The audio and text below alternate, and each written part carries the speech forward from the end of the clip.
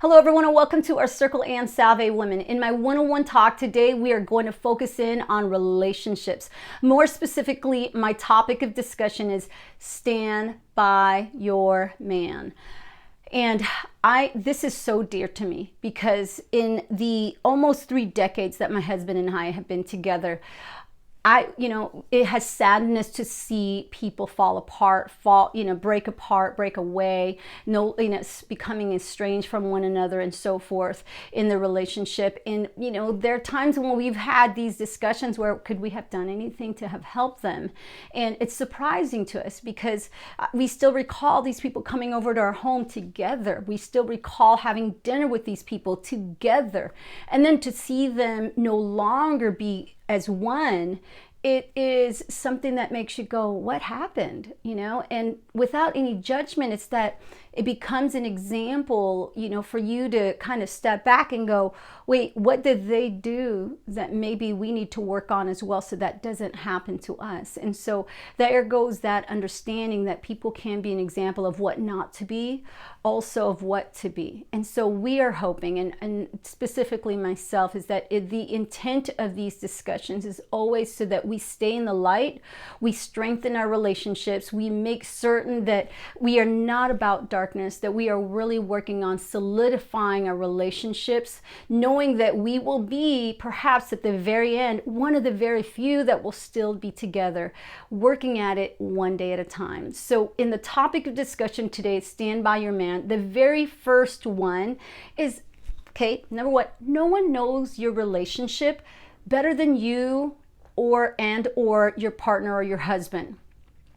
I want to emphasize that because, here's the deal. There are people who have lived life and have gone through many journeys in their life as well. So they feel that they're entitled to speak on relationships or what they think that they see in your relationship. But do understand, if you don't realize this already, no one knows what's happening behind closed doors. So maybe that certain gesture that was questionable out in the open for others to see, maybe that remark or that comment that was, said without thought that people heard, then all of a sudden it gives people that power to judge and then create some kind of fabricated belief of what could be happening in your relationship. And then when it gets back to you, that hurts your pride.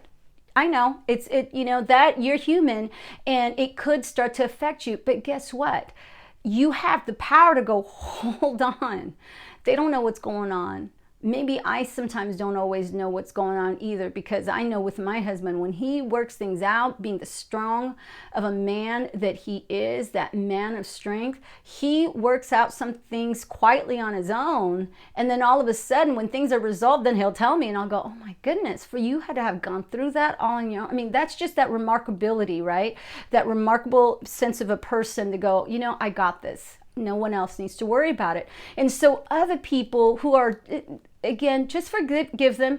When people have time, they just have time to impose their opinions on other people. And usually those people who have time is because they have nothing going on in their life, or that they want to be distracted from the misery or the lack of fulfillment that's happening in their life. And that's not a put down, that's a matter of fact. You look around and the ones who are mostly talking about others are those perhaps who have already fallen apart or have already surrendered to their life and thinking it is what it is. And then why would you go to a plumber if you needed a doctor's advice? So don't do that to yourself. Really say that in your case of understanding your relationship, hold on, I know what you're saying, and just people need validation, right? Act like you're listening in, but then at the end of it, you have that power and that wisdom to go, I know my life better than anybody else, what's going on in my life. And so I'm going to stick with that. And I'm not going to let other people affect what's going on and what truly is, and letting people get into that circle when truly they're outside of that circle. So keep that in mind.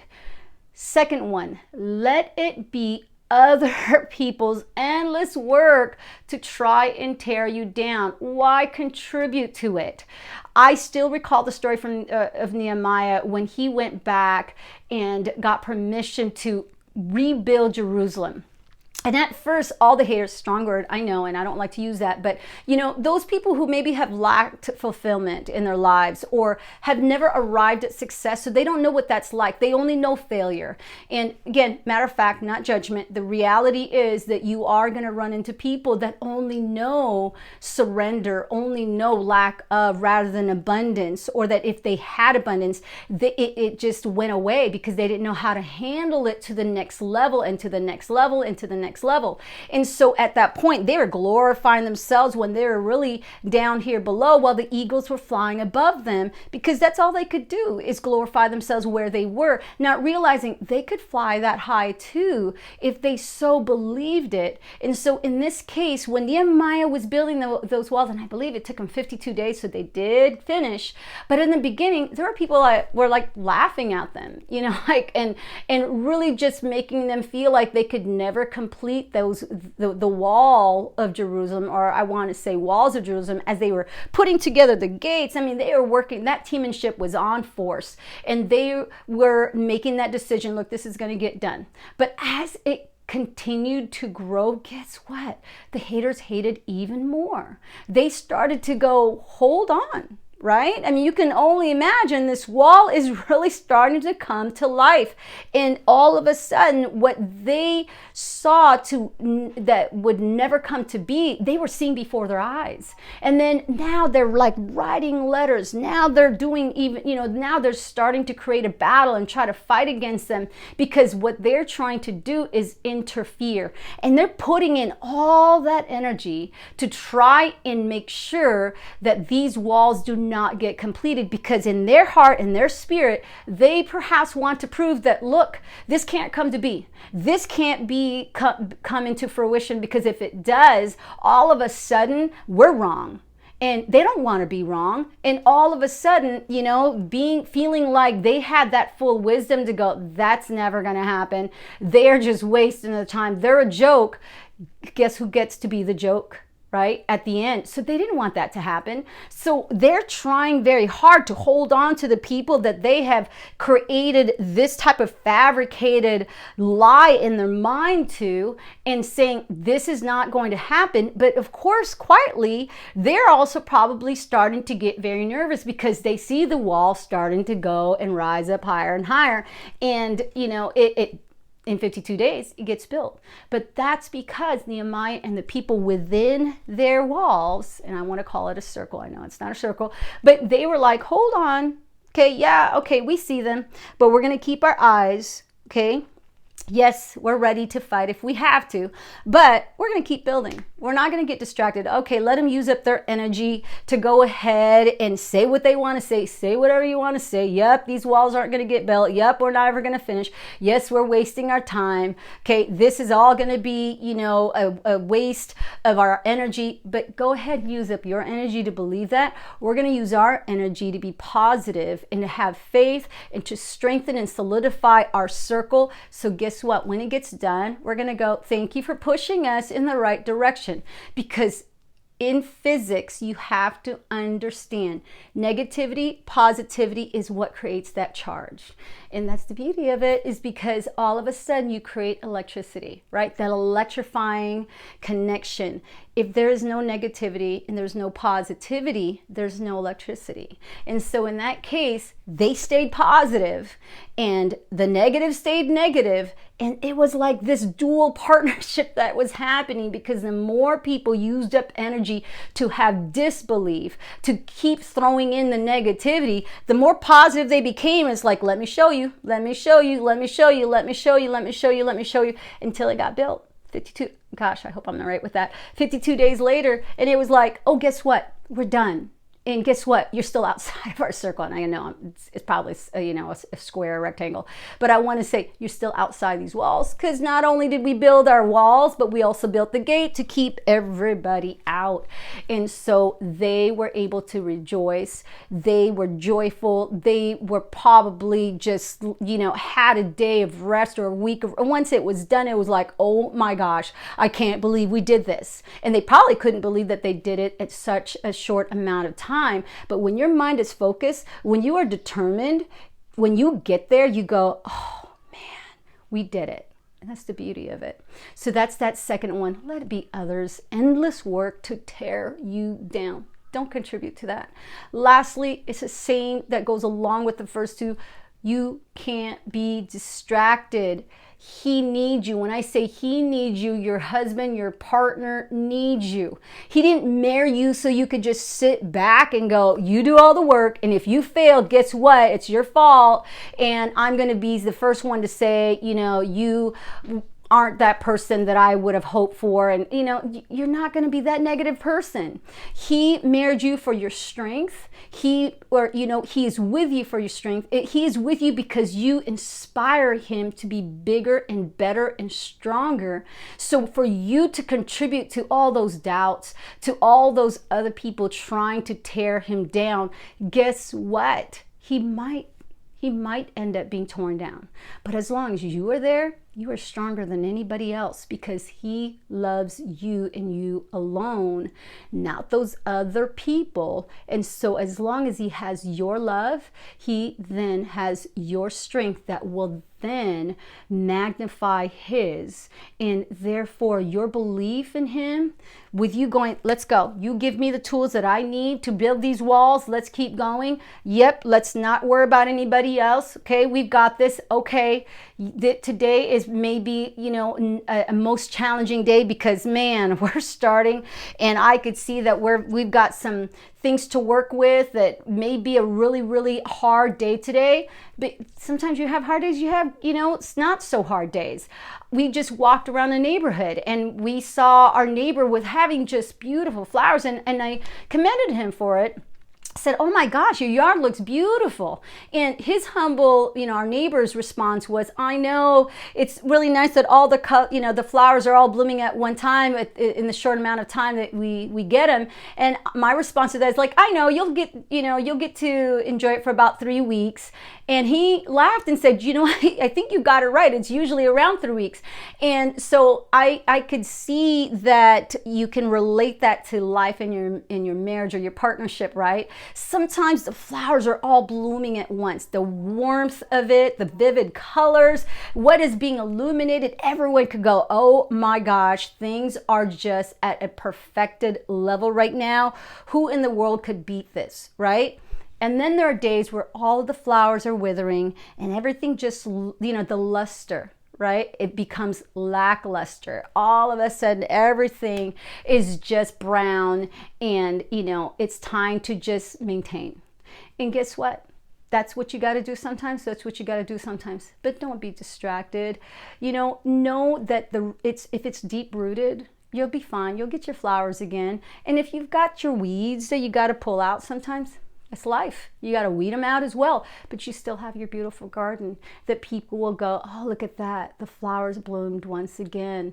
Because everyone who knows about relationships and has really gotten to that deep level of going and, through the times where it had to be weeded, it had to be tended to, and you had to cultivate and so forth. That if you work hard together, it's going to be beautiful. You're going to look back and go, look at this. This is what we've got. And so think about that as if you had your boat, right? Sometimes when you have a smaller boat, you can focus more on things, and not worry about if anyone's trying to poke holes, because you can see them from a distance. But think about if you've got a yacht. Now all of a sudden your blessings are bigger, right? As your abundance has gotten bigger because you did not allow yourself to be distracted. You focused in and you remained strong together. And then all of a sudden, the more people try to get in, try to poke holes, now you've got more to look at. Well, don't get distracted. Stay focused. No matter how big your blessing is, no matter how small it is within your perspective. Because sometimes even that small, perfect tugboat is what other people want, just because they see you so happy in it. They see that you are just full of, just joy that other people can't understand and don't even know what that's like. And so just keep with your love, remain strong, because your partner is looking at you going, if you're strong, I'm strong. Guess what? Then you're strengthened together and you're solidified within your circle. You got it. So the 3 things you got to remember to stand by your man is, the first one is, no one knows your relationship better than you and your partner. Keep that in mind. Second one, let it be others' endless work to try and tear you down. Don't contribute to it. Let it be your positive energy to keep doing what you need to do. And then lastly, you can't be distracted. As soon as you're distracted, guess what? You may be taking 10 steps back instead of 1 step forward. So do know he needs you. You're the love of your life. Your partner, your husband needs you to stay strong, because you're going to get to that yacht. You're going to get to whatever it is that you aspire to have. And then guess what? You then, when that wall is completely built and the gates are closed, you get to decide who attends your party. And, that's a beautiful part of it, is that partnership. So in the words of my mother, God bless us all. Keep with the love. Stay in your path of joy. Yes, you will have others who don't understand what that's like, so they want you to commiserate with what they are comfortable with. You don't have to be about it. You have that power. You have that choice. You have within you to go, here's where I am though. I'm either going to inspire you, or it doesn't matter. Let you be the inspiration of what to be, so that many young couples who are looking at you and your relationship will go, oh my goodness, that's what I want. That's what I want to see at the end of my relationship. And so let you be that good end story. Have a great day, everyone. Keep with the love. Keep with loving you. Who cares if you don't get it right 100% every time? Just stay strong. We'll see you next time.